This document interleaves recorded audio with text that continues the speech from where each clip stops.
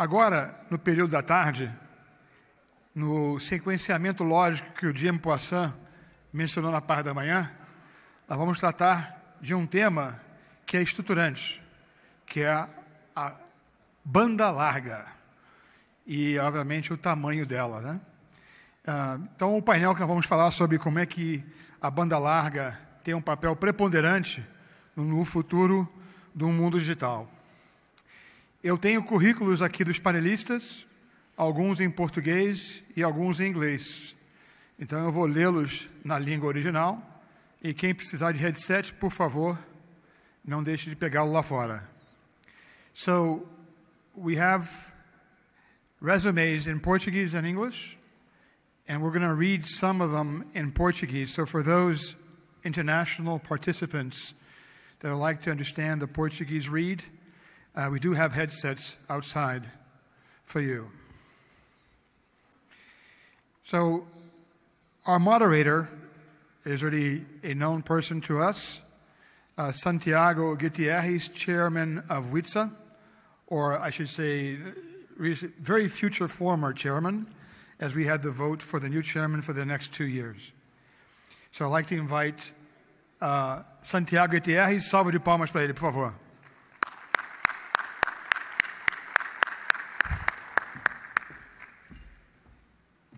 Thank you, Rowan. Next panelist member is Manu Bardwad. Manu is a senior advisor for technology and internet policy, reporting to the Undersecretary of State for Economic Growth, Energy, and the Environment. Manu serves as a key advisor to the Undersecretary on a variety of international economic matters, including technology and internet policy. At the State Department, Manu has reported directly to 3 U.S. ambassadors, Ambassador Daniel Sepúlveda, then Ambassador Terry Kramer, and then Ambassador Philip Verveer. Manu has been an attorney at Wilkie Farr and Gallagher and a judicial law clerk to a federal judge on the United States District Court for the District of South Carolina.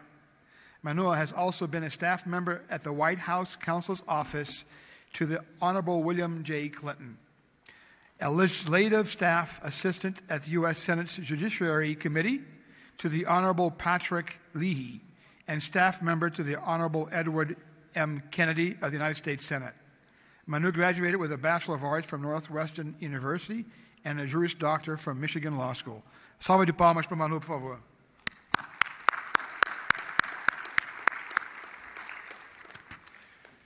Bruno Ramos, Regional Director, ITU Americas Regional Office.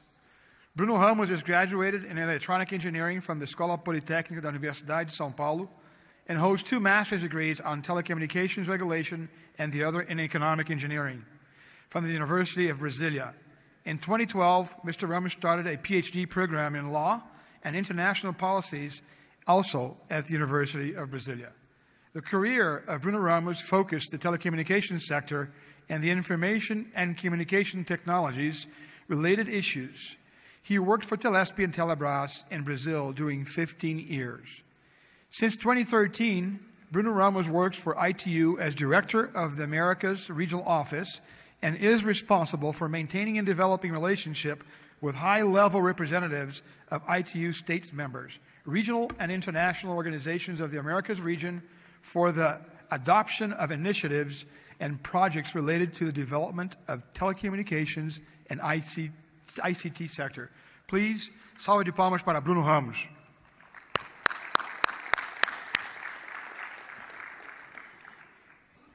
Next panelist, Sérgio Paulo Galindo. Sérgio Paulo, presidente da Brascom, Associação Brasileira das Empresas de Tecnologia de Informação e Comunicação, advogado e engenheiro, mestrando em Direito Político e Econômico na Universidade Presbiteriana Mackenzie. Mestre em Ciência da Computação pela University of Texas, Austin, Estados Unidos, com o apoio da Fulbright International Fellowship Program. Bacharel em Direito pela Universidade de São Paulo, Largo de São Francisco, e engenheiro eletrônico pela Universidade Federal do Rio de Janeiro. Foi diretor-presidente da British Telecom no Brasil de 2009 a 2014, onde liderou expressivo crescimento, tendo ocupado posições de direção da BT para a América Latina de 2005 a 2008. Atua na Brascom desde 2009, tendo sido eleito membro do Conselho de Administração para o biênio 2012-2014. Foi também vice-presidente da Nortel no Brasil e diretor executivo de negócios corporativos da GVT. Atuando em tecnologia desde 1980, Sérgio Paulo liderou relevantes desenvolvimentos de software no Brasil e nos Estados Unidos, a implantação de complexas redes de comunicação, bem como a negociação de centenas de milhares de dólares na execução de contratos. No direito, na sua atuação é voltada para o direito político e econômico e direito tributário, M&A, direito comercial e law, e em economia. Análise econômica do direito. Por favor, uma salva de palmas para o Sérgio Paulo Galindo. E por último, Roberto Boisson Demarca graduated as an electrical engineer from PUC-Rio, Brazil, and earned a PhD in electrical engineering from the University of Southern California, USC, USA. He was the 2014 IEEE president and CEO. He was also the 2000-2001 president of IEEE Communications Society and the founding president of the Brazilian Telecommunications Society. He is an IEEE fellow and a full member of both the Brazilian Academy of Sciences and Brazilian National Academy of Engineering. Professor Demarca was scientific director for the Brazilian National Research Council, CNPq, and was a member of FINAP's Presidential Advisory Board. He held visiting appointments in several organizations, including AT&T Bell Laboratories, NEC Research Labs in Europe, and Hong Kong University of Science and Technology. Dr. Demarca was selected in 2013 by the Época Weekly magazine as one of the 100 most influential persons in Brazil. In 2014, he received the Personality of the Year in Telecommunications recognition from the IT Professionals Association of Brazil, ACESPRO. Please, salva de palmas para o Dr. Demarca.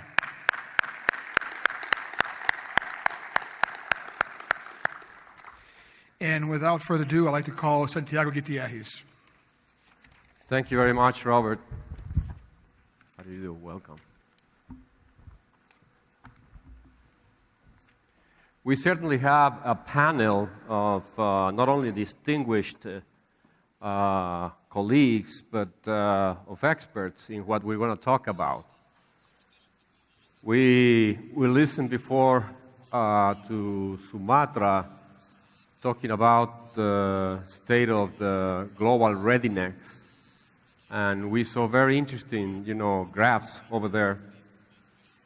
And both Soumitra and myself, in our respective speeches and presentations, always referred to Internet. We never mentioned broadband or banda larga. And that was intentional, at least on my behalf, because there's a distinction, particularly in terms of penetration and connectivity to each one of them. I'm sorry that my back is towards you, but I need to see the faces of my panelists, okay? Appreciate it. We're going to talk here mostly about broadband, if possible. Obviously, we can talk about the internet as well. It'll be equally interesting. And without further ado, I'm going to pick your brains for approximately an hour. Okay? You can pick mine as well if you like. But I'm going to keep your brains, pick your brains, or try to. I'm going to ask both Manu and Bruno to go first with some slides that they have that relate. I know that in the case of Manu, he's got some slides that refer to the status of connectivity in Latin America, right? Bruno, most likely you also have some figures related to that. Okay. Okay, very good. So Manu, if you don't mind, will come first, then will come Bruno, and then Sergio, and then Roberto. Tá bom? Obrigado. Manu, please. Thank you. It's great to be here today with this distinguished panel. For me, as we are here in Brazil, I thought it would be very useful for us to get a sense of the state of connectivity in the Americas. And I think you can extrapolate from our regional position to the global context. But in the Americas, roughly 90% of our region is covered by mobile broadband. However, a closer examination of this figure reveals that only about 50% are connected or online, meaning that half of the population, while being in a region with coverage, cannot actually connect to the mobile internet. So why? Why is that the case? There are a couple factors. One is limited affordability among segments of the population. 2, lack of digital literacy or digital skills. 3, lack of locally relevant content. But we do have some good news. The internet's economic benefits are increasingly shifting to the Americas. The internet audience in our region grew 23% in the past year and now represents 8% of the global audience. No surprise, Chile, Brazil, other countries are leaders, followed by Argentina, Colombia, and Peru. No surprise that there are other countries that are lagging in terms of their internet adoption rates. Some adoption rates as low as 41% or 46%. There's a reason why access, I would say, may be relatively high in Colombia, but lower in Bolivia. There's a reason why it may be high in Chile, but lower in maybe Guatemala. I would say that some governments are doing much more in terms of policies to facilitate access for people, particularly in remote areas. And the starting point for every country is to have a clear and comprehensive plan, a strategy, that will allow for private investment, encourage competition, remove bureaucratic obstacles, and take full advantage of libraries, hospitals, and other community centers. So last year, the United States launched something called the Global Connect Initiative. This Global Connect Initiative looks to bring 1.5 billion additional people online by 2020. It also recognizes that the internet is a key means of achieving the 2030 Sustainable Development Agenda, which was also just adopted last year. The SDGs include things like ending extreme poverty, providing better health care, better education, and our point is that the internet is a way to achieve all of those goals in the SDGs. How do I do the next slide? The next slide, please. Next slide. For the Global Connect initiative, I just want to kind of quickly go over a few pillars. First, it's to mainstream the view, and this is a new idea for folks in development agencies, international development organizations. It's a new idea. It's surprising to us, but it's a new idea, which is that the internet and internet connectivity is just as important to every country's economy as traditional infrastructure, roads, ports, electricity. New idea for folks in development. Another point is to highlight how countries need to integrate connectivity as part of their overall national development strategy. And the third point is to think about multilateral development banks like the World Bank, the Inter-American Development Bank, think about financing companies, and highlight how the internet is something that they should be supporting through public-private partnerships, through greater financing from the World Bank, and really trying to use our leverage in encouraging as much activity in this regard as we can. And finally, trying to help governments build their tech capacity by introducing them to real-life industry experts and showing them industry-driven efforts to help connect remote areas. Here's the challenge that we have. This is basically a graph of internet adoption, broadband adoption. As you can see, developed countries are progressing along at a reasonable rate with 77% adoption currently. This is ITU data, which is based on their State of the Broadband report. Developing countries are at the 31% mark. What's remarkable to me looking at this graph is it doesn't appear that the divide is closing. Over time, it's hard to really find a lot of progress in the benefits of the internet and digital technology spreading to developing countries and least developed countries. And that's really a challenge that we're trying to help find solutions for through Global Connect with industry and with others. Of course, as I mentioned, we know the challenges. Why are some countries lagging? Lack of funds for infrastructure, minimal technical expertise, in some cases corruption, political instability, in some cases restraints on free speech.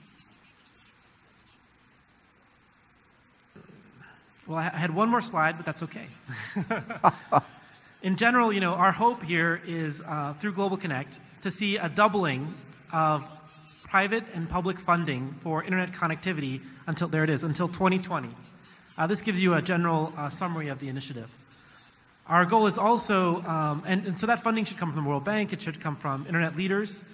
Our goal was also to kind of make governments realize that providing broadband and better internet connectivity is in all of government agenda, not just the communications ministry, the finance ministry, the health ministry, the education ministry, that the benefits of the internet and better broadband access for citizens is something that all government ministries need to pay close attention to.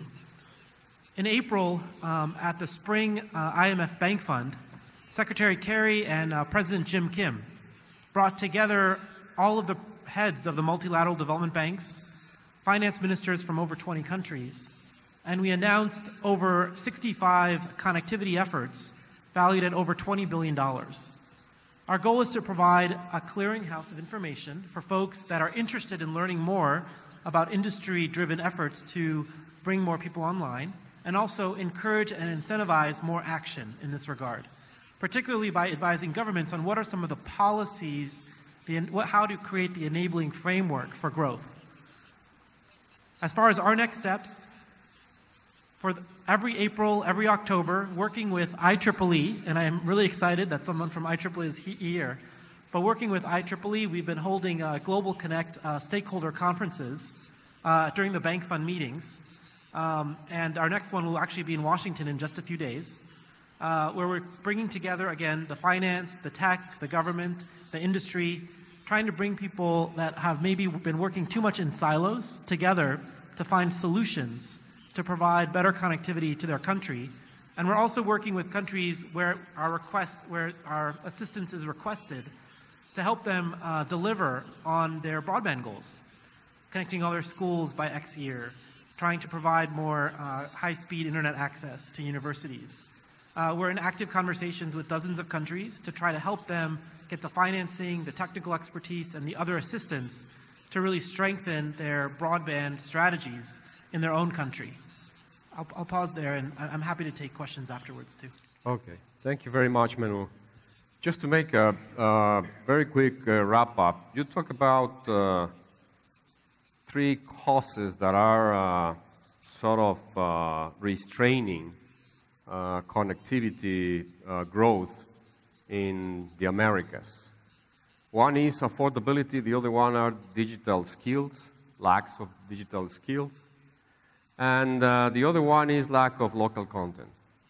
On the other hand, you also mentioned, not necessarily for the Americas, but in general for the globe, restrictions to free speech, not sufficient investment funds, in some cases corruption. Okay? The reason why I mention all this is because the measures that you mentioned, the high-level ones, where having a strategy at a country level counts a lot. And then you also said fostering competition. Okay? The reason why I say all this is because in the next round, I'm going to ask you this question. I don't want you to answer right now, okay? From your experience and from the U.S. Department experience, which are the two key factors that weigh the most from all of the ones that you talk? I mean, we don't have enough money. So if we got to invest, which factors we need to invest on, okay? But we don't have the budget for all the things that you said, right? Okay, thank you. Bruno, please, go ahead. Thank you.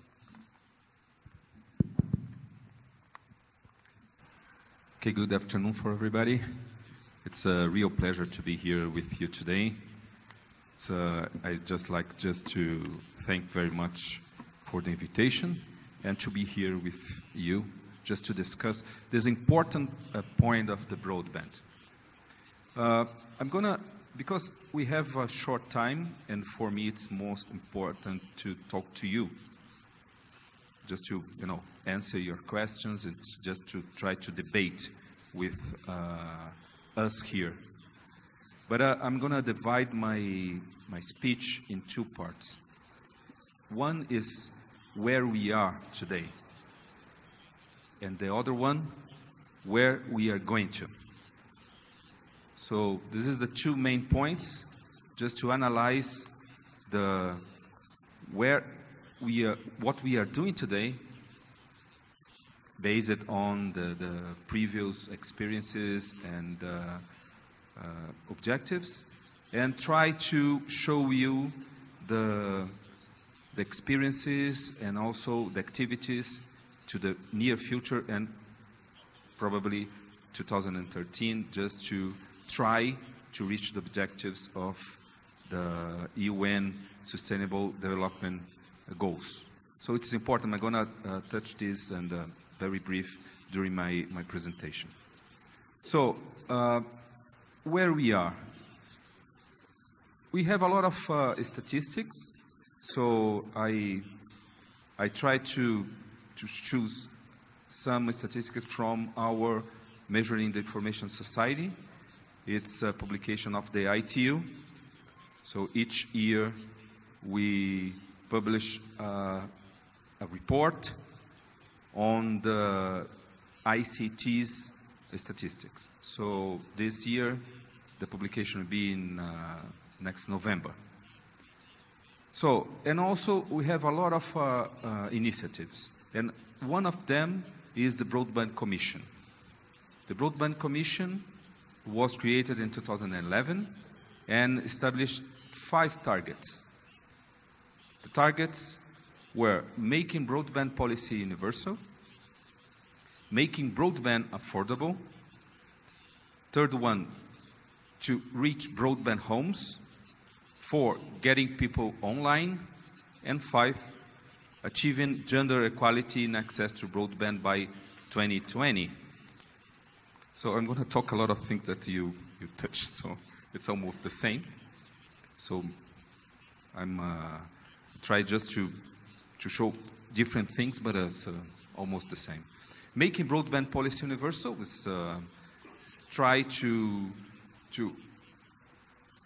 work with the countries, and one parenthesis here is it's our work in the ITU to work with the countries, the administrations, and also to the private sector in order to work with them in the developing of legal frameworks, legal broadband plans, etc.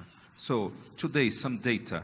The number of countries with national broadband plans stands as 151, around 151, with 38 without. So we have in the ITU 193 countries.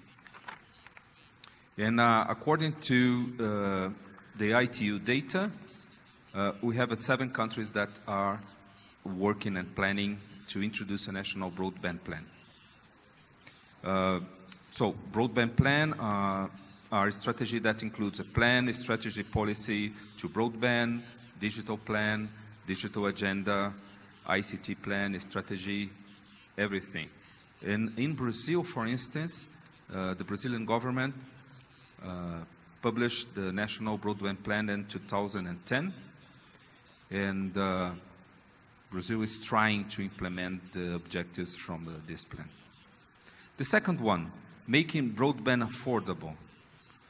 So for us, it's important to achieve entry-level broadband services that should be affordable, and also try to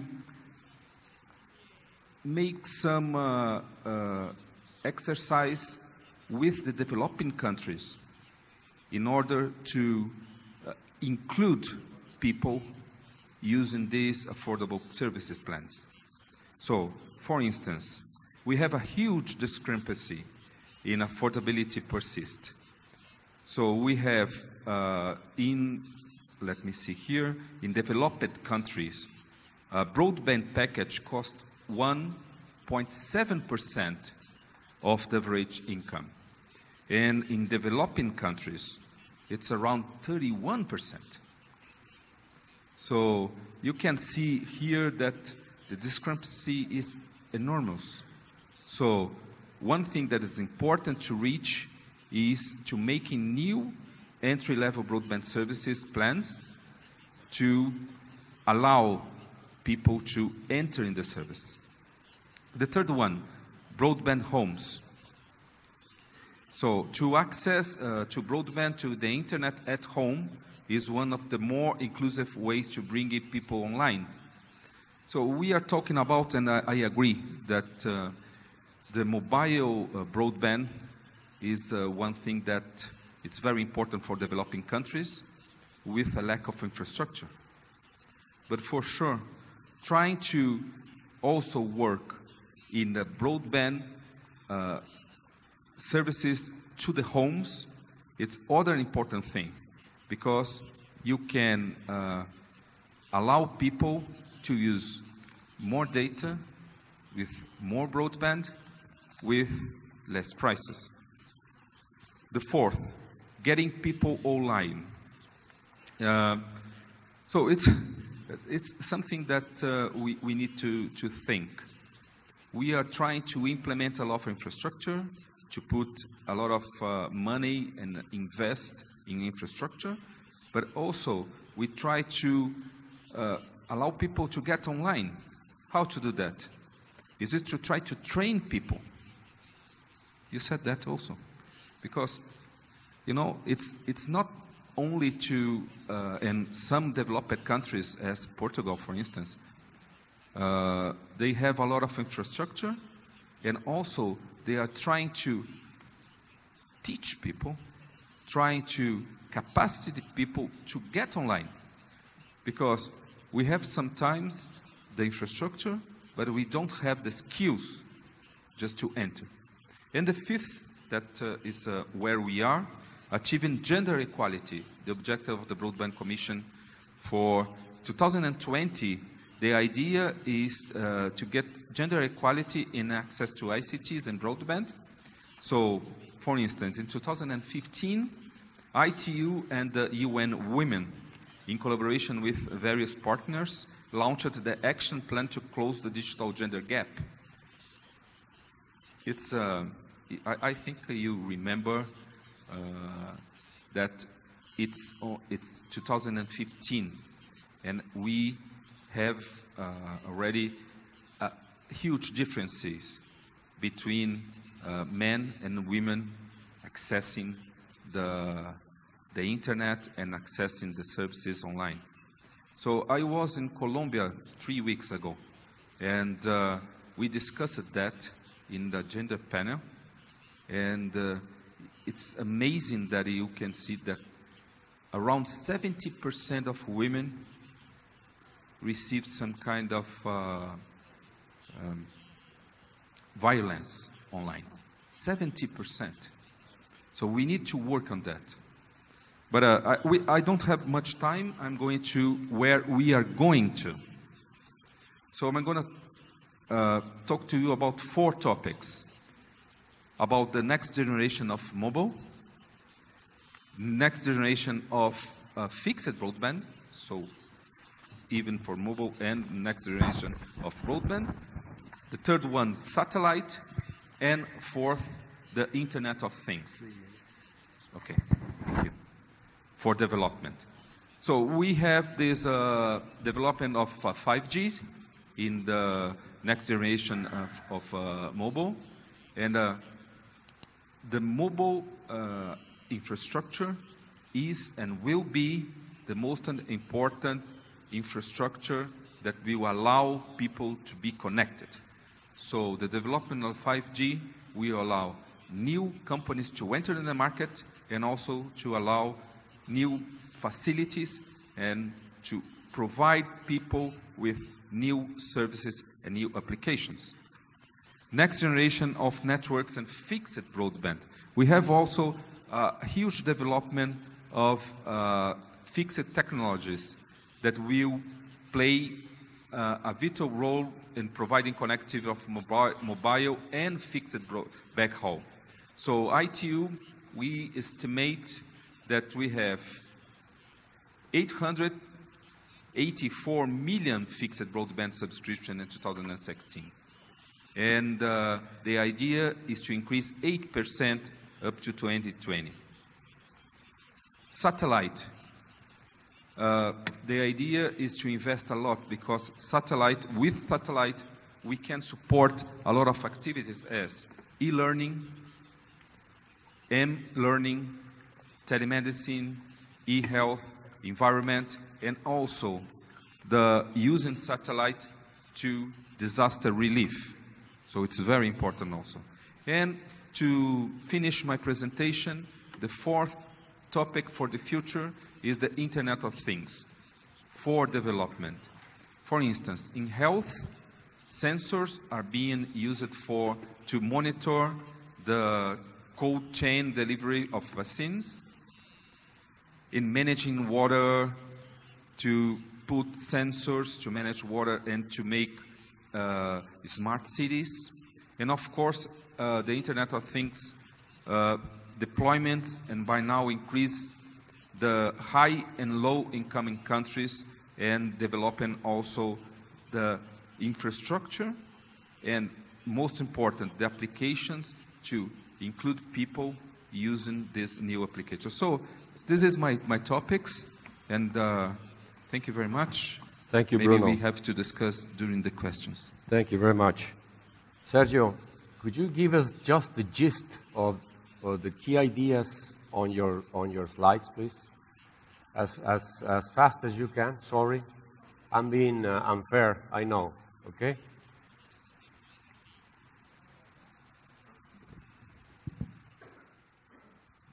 While I get my slides on, let me just start by celebrating WCIT's decision to bring this event here to Brazil. It's a very, very significant event for the country, and I think it's a very timely event. And I want also to congratulate Giovanni Salomão, my good friend, president of ACESPR, for his courageous vision to actually to do the stewardship on this event here in Brazil. So we're all very proud of it, and I hope sincerely that we all take this opportunity to profit from the debates and get the right outcomes of the event. Charts, please. Could we have Sergio's charts, please? Yes. Thank you. Next. Just a bit of an introduction. Next chart. Yeah. Brascom is one of the three large ICT associations here in Brazil. Brascom is the youngest one. We have 41 member companies, or associate companies, and another 15 institutional associates as well. The companies actually are mixed in terms of their nationalities. We have Americans, Brazilian, French, Germans, Indian, Spanish, Mexican companies in the association. And they also represent a very nice combination of all the subsectors that operate in Brazil. We have services companies, we have software companies, we have hardware companies, semiconductor companies, and as well as companies that are devoted to this new, as I call, the internet economy space. Next one, please. In order to tackle the topic of this panel, what I decided is to take a few statistics and examples of what's happening in Brazil, what has happened in Brazil in the last years. This chart combines at the bottom in dark purple and white purple the evolution of broadband lines here in Brazil. Started from negligible number of lines in 2009 all the way to 178,000 lines in total, which is the purple line above. 152 lines of them are broadband delivered over wireless services. Right at the bottom, at the top in blue is the pay TV penetration, and then traditional voice penetration. The dark layer is the fixed line phones, and the lighter layer is the old mobile or cellular technology. So as you see, the growth rate has been quite substantial, 5% growth rate per annum combined. Broadband lines growing faster at 35.6%. But the miracle actually happened with mobile phones and with mobile broadband connections. We grew 74.4% around these years. Okay, so mobile today responds for 85% of internet access mechanism for Brazilians. And this is really a revolution. And we tend to actually flip around in terms of actually producing public policies in terms of whether we should tackle the technology or not. And the main principle is that we should be technology agnostic, but we cannot ignore that technologies have different characteristics, different features, and different potential for penetration, especially in the country as heterogeneous as Brazil. Next chart, please. Speaking about heterogeneity, this chart, if you look at your left-hand side bar, has the average penetration of internet users, which is a different penetration than broadband users, right? And as you can see, in terms of a country average, we are at 56% penetration overall in the population. The dark green line aspect or stack bar is the number of users that are assisted in Brazil today, or coverage in Brazil today. In Brazil, our Bureau of Statistics distribute the population in 4 classes, social classes, starting from the bottom side with incomes, annual incomes up to $13,000 per annum, all the way to the A class, which is above $65,000 per annum. So one of the things we see clearly here in the chart with the blue stack bars is that penetration at the top levels in Brazil are not that bad, right? We are up of 80% penetration. And this would be equivalent to what we see in North America or Europe, for instance. But when we go down to the lower levels of incomes, then we see the heterogeneity panning out severely. In the C class, we only have 57%. In the lower classes, we have 28%. It's kind of like we combine within one country profiles there are from developed countries and emerging countries worldwide.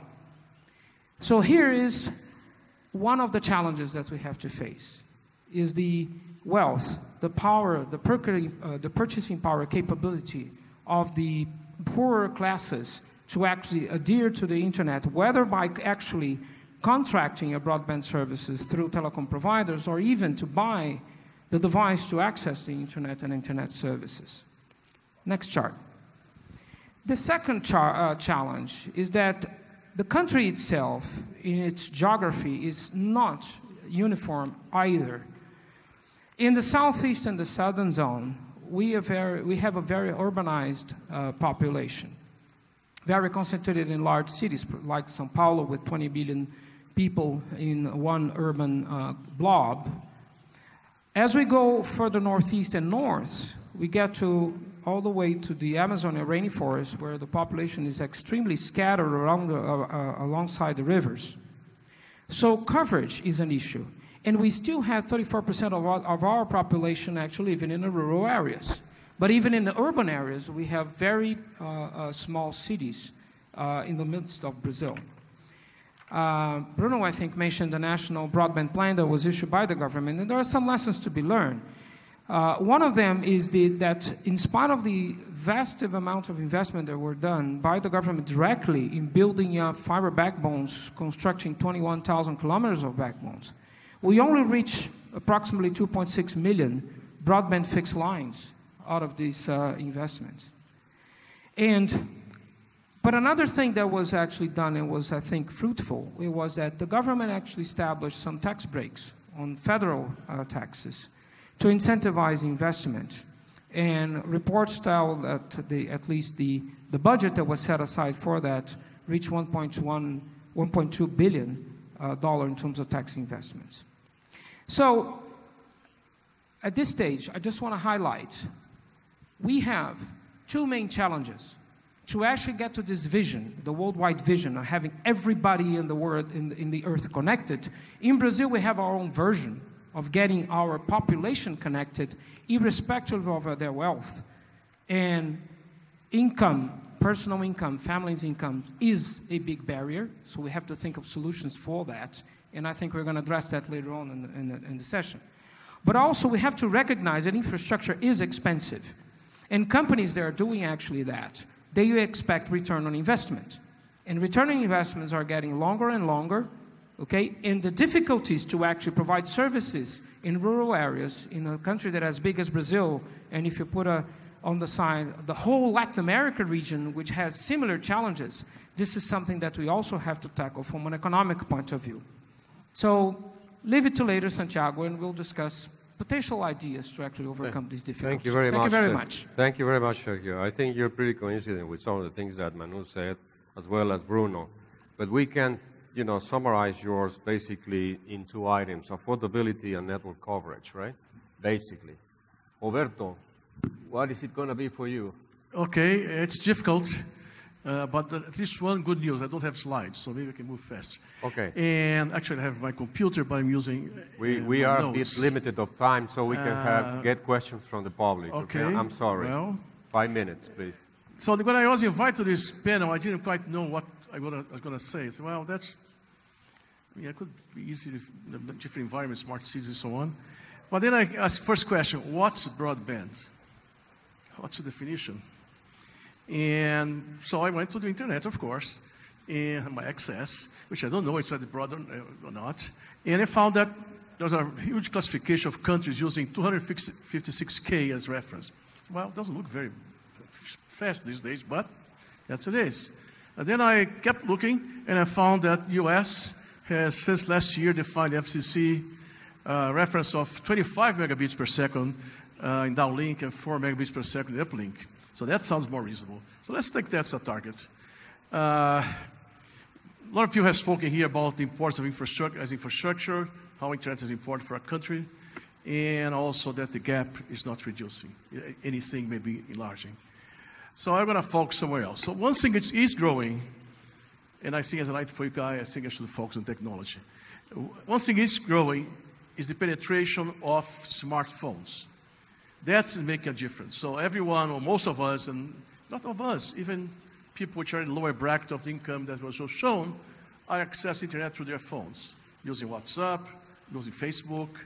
So to me, as I guess Bruno said, the future is mostly wireless because 50% of the world now already has smartphones.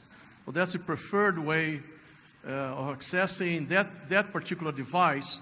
We know much more about you than my poor old laptop sitting in my desk. So he'll be able to access more service, mobile service, and so on.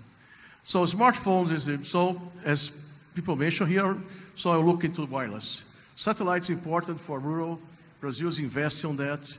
Has some problems with latency and delay, and also power line communication, broadband power line. ICT has a standard developed in that area, another complementary technology. So the technologies I see are really important for the future. One is the 5G or evolution of cellular technology, and the other one is the evolution of Wi-Fi as you see today. Today, I believe, I have a number for Europe, 70% of the data accessed in the world to internet is through Wi-Fi, and not through cellular, nor through fixed line. So we need to develop those 2 areas. Some people are hoping for a single standard. I don't think it will happen either. So 5G is looking for a 1 gigabits per second peak rate. So beats by far the 25 megabits that we have from FCC. And that's a tough goal. The other goal is that we have to multiply by 1,000 the capacity of the network. And an even more difficult challenge is to reduce the air interface delay to 100 microseconds. That will give about 1 milliseconds round-trip delay for service access.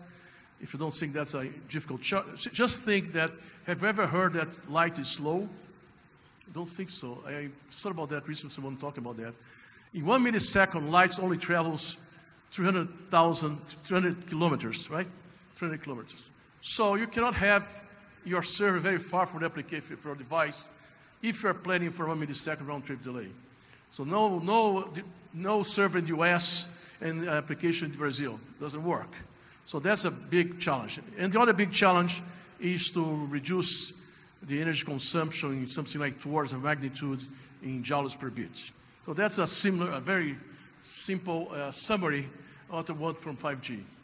Now, talking about IEEE and 802.11, I actually forgot to mention there's a, I don't have one name, 1914.1 standard being developed for networking, what they call now front haul network, which is as opposed to back haul, mobile front haul, meaning the connection between the central baseband and the radio heads, which are closer to the user.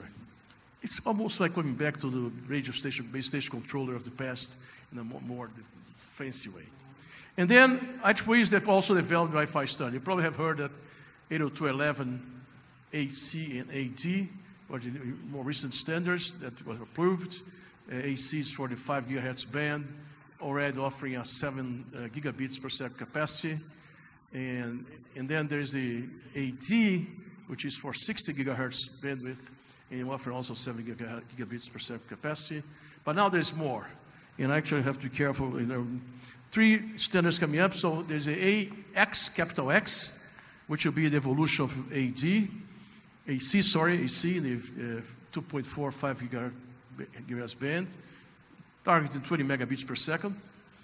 20 gigabits per second overall capacity of the system. It's 7 gigabits in the AC. And the AY, which will be also 60 gigahertz evolution of the AD, also targeting at 20 gigabits per second. And we have the AH, which is a standard for IoT, or IoE, whatever you prefer to call, meaning that standard to low power device, communicate, sensors, and so on, to be able to communicate in a somewhat higher speeds. And so that's what's going to happen in technology world, in a very brief summary. Of course, the big challenge is how to use this to solve, and you have to create the solutions, the big problems we have today in humanity. If you look at the United Nations 2030 development goals, you see several areas from education to health to mobility to water quality that us as technologists and in internet technologists can help a lot. And I hope they could be able to hear something like that in the next panel in Smart City, when they'll be able to, they should be addressing how you can improve the quality of life for everyone. Thanks very much. We'll be able to Thank you, Roberto. You were very considerate with time. Appreciate it. And good ideas. Appreciate it. Now I'm going to open the floor for questions from our audience, please. Yes, we got a question over there. Could you state your name or anyone who ask a question, please? Name and institution. Hello. It's a pleasure to be here with you guys. My name is Soumitra. I'm from Goiânia, near Brasília. And I want to talk about something that you all talk about, the goals of the broadband expansion in the world. So you talk about the affordability, the quality, and the coverage, and also the expansion of 5G. I agree with all you said, but you named some points that for me is the real big challenge, like the problems that we must solve to reach all these goals. You named the lack of tech knowledge, even the corruption. It's a big problem in Brazil. And lack of infrastructure. And I don't remember the other ones. The lack of free speech, one of them. So my question is about what is being done to achieve the resolution of these problems. Would you like to tackle? It's a great question, and your question to me at the end of my session was something I was thinking about as well. So I think for each of the buckets, we need to develop a strategy for overcoming them. So let's just take one. Lack of funds for infrastructure. It's a real problem. One of the things that we're trying to do for Global Connect is encourage the multilateral development banks, the World Bank, the Inter-American Development Bank, other financing organizations to do more connectivity and provide more financing to fund more projects. We're also trying to highlight some private sector solutions that are extending connectivity to remote areas through satellite, fiber, and other means that are at a lower cost. With respect to technical expertise for Global Connect, we thought it was really critical to partner with an organization like IEEE, which we have been partnering for over a year. And we even have our Global Connect Stakeholders Conference sponsored by IEEE. And there's a reason. Because we want the technologists helping the governments, helping the international organizations, the industry, also think through strategies at providing low-cost technical solutions to extend connectivity to remote areas and the areas that were mentioned. The other thing I'll just say that I've also been thinking about a lot is how do we build digital literacy and digital skills? Even in the United States, there are some studies, it's hard to really pinpoint, but we have 15% of our country that has a 5th or 6th grade education or less. Okay. So this is an issue that we have to think about when we're thinking about the internet, because these are not going to be individuals that are going to have the digital skills. It's a global challenge that I think we all have to really be thinking about through education and through other means. We have a lot of programs in the United States that are trying to incentivize more coding, more training at an elementary and secondary and high school level. But these are issues, and I guess to the question that was posed, it's very challenging to find clear solutions, but we are trying our best and trying to bring in new stakeholders like the banks, the technical community, and others who will have perspectives on what is the best way forward. Thank you, Manu. Roberto, want to add something? Yeah, just a quick comment. We heard this morning that the problem nowadays is not so much the dissemination of the internet, but it's also the use of the internet for that particular region. We are lagging, most developing nations are lagging on that second part. And I believe that that second part, you can use the innovation of the country to develop applications and services for that country using cheaper technology, social type of innovation. There are a lot of things that can be done without spending the same amount of money that you do in the more developed nations and serve appropriately that particular community. Thank you very much. Any other question? Yes, we got a question. Raul, por favor. Thank you. Raul Culture from CESPRO and WCIT. My question, I think I'll pick up from the latest Roberto's point. Was also my point here that I heard you speaking a lot of interesting things, and I thank you for that, about the infrastructure, about how do we do about bringing that infrastructure to more people. And that is, of course, necessary. But I sense an attitude of the type, if you build it, they will come. And we know by experience and for a fact that some of the most challenging things that we have in front of us regarding broadband have to do precisely with the applications that are going to develop in this broadband facilities that we're going to provide. Be it where we have millions of small traffic points like in IoT and in smart cities, or when you have a couple very demanding broadband eating applications like the OTT that pose severe challenges to the incumbent, to the regulated carriers nowadays. So how do we go about actually doing people to plan and to invest in developing an equal field of regulatory and economic conditions so that we have the applications that will, in the end of the day, make it feasible for all of us, this new infrastructure. Thank you. Thank you, Raul. Sergio, would you like to tackle that from the industry's perspective, please? Sure. Sometimes I think we look at this problem as a chicken and the egg problem, and we ask ourselves what comes first, if it's the chicken or the egg.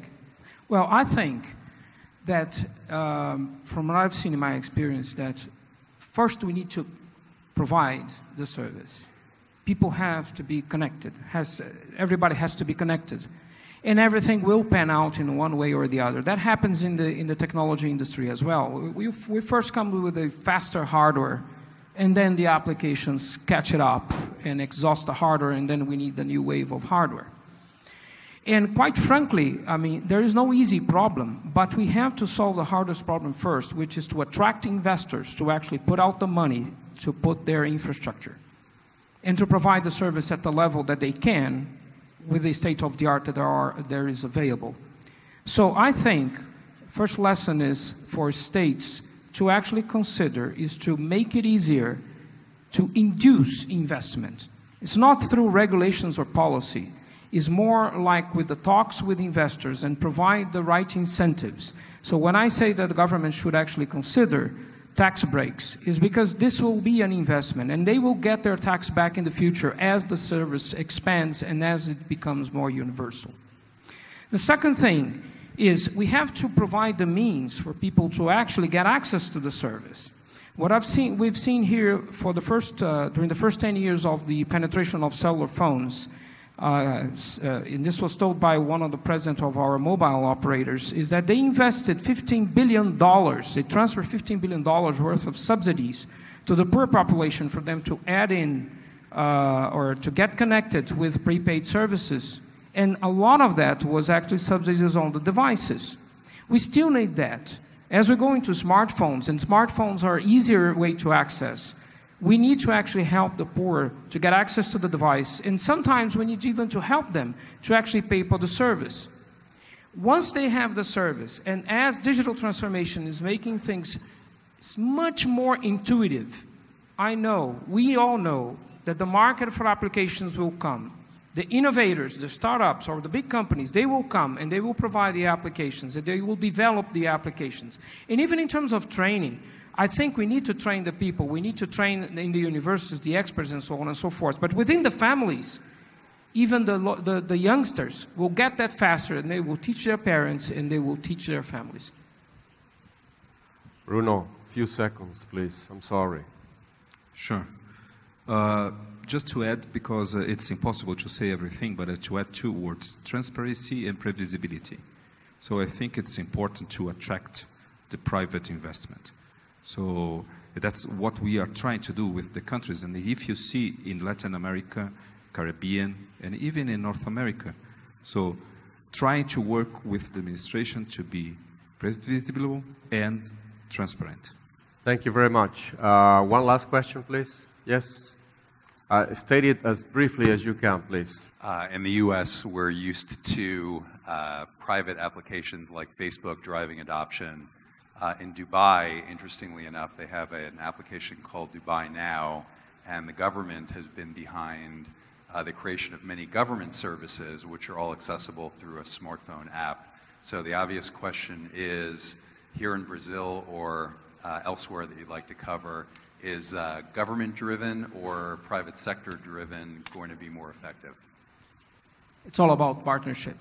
I'm a strong believer of private sector actually leading investment and leading innovation, but obviously government has their part into it as well.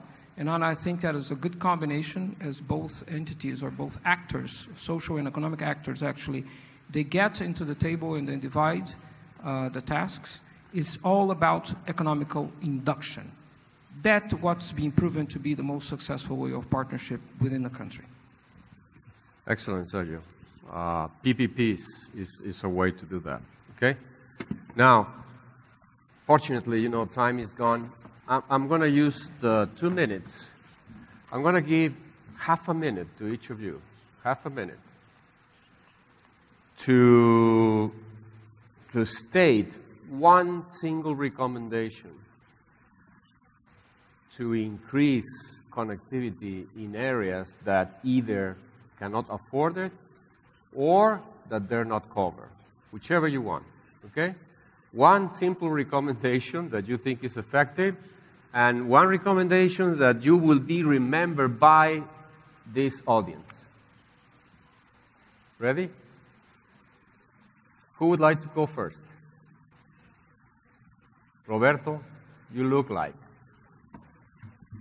That's not fair. You're getting late for talking now for well. big, tough question first. Okay, it's not Now, fair. I think we need government will, political will, to understand how important is internet access for a country and invest in public government partnerships so that we can achieve the goals, establish clear goals, and make sure that you don't have not a short-term investment, long-term investment to get the country up in this new digital era. Excellent. Appreciate it. Sergio?